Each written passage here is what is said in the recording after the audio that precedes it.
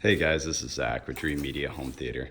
I just wanted to show you the difference between the FS fully assembled racks that I typically recommend to you and the custom series racks, or some of these racks that you're seeing on Amazon for a couple $100 versus the $600 to $800 FS series.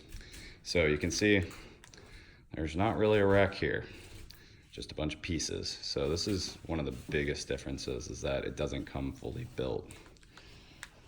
This is the base, which it does have the casters wheels on it, and it does have, you know, side panels as well as a top, and then you have your side rails, which you have to assemble, which, you know, takes time, and we will bill you for that time. But the biggest difference is it doesn't come with the side panels, it doesn't come with the rear panel or the glass, also doesn't come with fans. So there's a lot of added value to the fully assembled racks, which is why I typically recommend it. And the price point is very minimal. But if you guys have questions about this product or the differences, feel free to call or email me.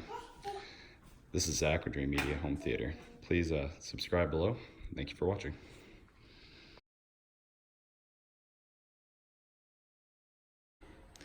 Alright guys, this is the custom series fully assembled. You can see there are no fans in this guy. There are no doors. There's no glass panel. It's very basic. It does have some wheels on the bottom, but they are more basic than the FS series. I hadn't done this before just based off of what I read on the website. I kind of figured it was going to be like this, but I highly recommend going with the FS series, especially after installing it firsthand. I'll put up like a side-by-side so you guys can see the value in it. Keep in mind, we did have to build this, which took a little over an hour of our time, which is $149 an hour. And the cost difference is like a couple $100. If you guys have questions, let me know. Don't forget to subscribe down below. Thank you for watching. This is Zach with Dreamedia Home Theater.